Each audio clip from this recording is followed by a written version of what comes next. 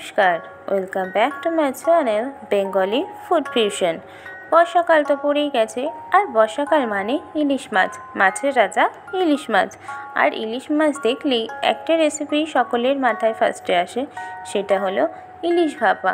তো চলুন আজকে আমি আপনাদের ইলিশ ভাপা রান্না করেই দেখাবো। তো দেখুন, এখানে আমি 5টা ইলিশ মাছ নিয়ে নিয়েছি। এবার মাছগুলোকে আমি খুব ভালো করে লবণ আর হলুদ মাখিয়ে নেব।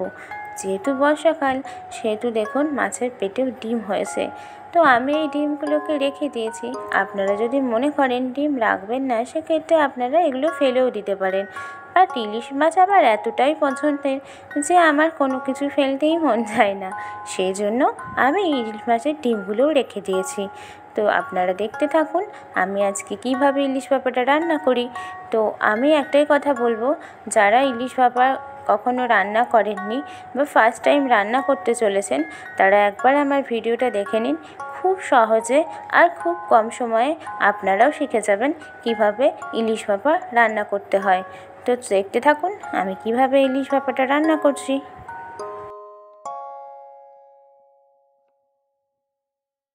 দেখুন, আমি এখানে একটা মিক্সিং জার নিয়ে নিয়েছি।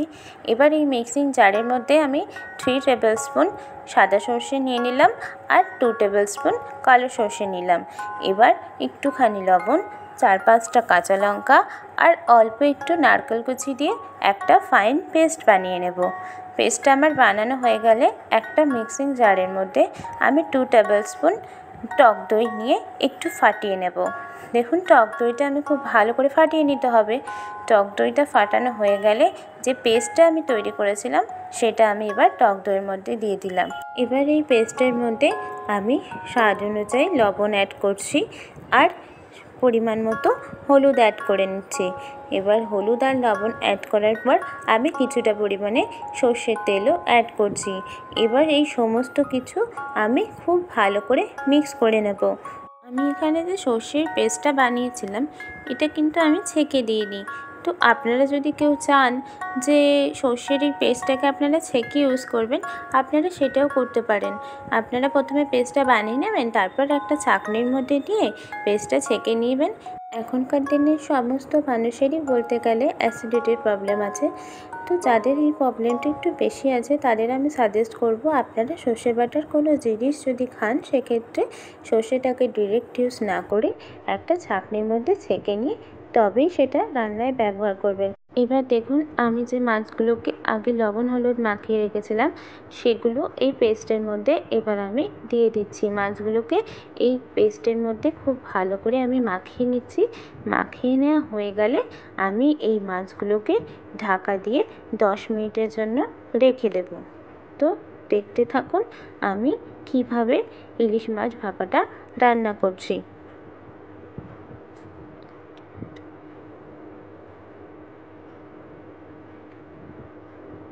তো 10 মিনিট তো হয়ে গেছে। এবার দেখুন, আমি একটি স্টিলের টিফিন কৌটো নিয়ে নিয়েছি এখানে। এবার এই টিফিন কৌটোর মধ্যে আমি যে ম্যারিনেট করা মাছগুলো ছিল, সেগুলো একে একে এই টিফিন কৌটোর মধ্যে আমি ভালো করে সাজিয়ে নেব। দেখুন, মাছগুলো আমার খুব ভালো করে সাজিয়ে নেওয়া হয়ে গেছে।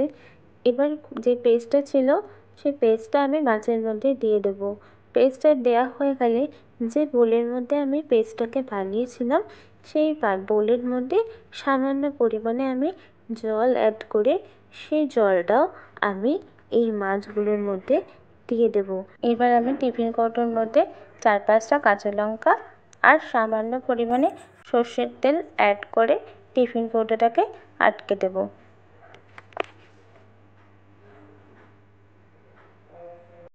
এবার আমি একটা মিডিয়াম সাইজের ডেকচি নিয়ে নিচ্ছি, আর এই ডেকচিটার হাফ ডেকচি আমি জল অ্যাড করছি।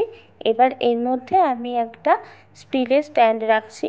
এই স্ট্যান্ডের উপরে আমি টিফিন কৌটোটাকে বসিয়ে ঢাকা দিয়ে গ্যাসটাকে হাই ফ্লেমে কিছু না হলেও 40 থেকে 45 মিনিট মতো রান্না করে নিলেই রেডি আমার ইলিশ ভাপা।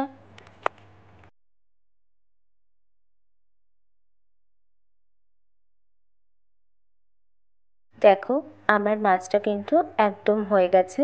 তো তোমরা আমাকে কমেন্টে প্লিজ জানিও তোমাদের ভিডিওটা কেমন লাগলো। আশা করি তোমাদের সকলের খুব ভালো লেগেছে। যদি ভালো লেগে থাকে তাহলে প্লিজ লাইক করে দিও, কমেন্ট করো, আর আমার চ্যানেলটাকে প্লিজ সাবস্ক্রাইব করে দিও, আর বেশি বেশি করে শেয়ার করে দিও।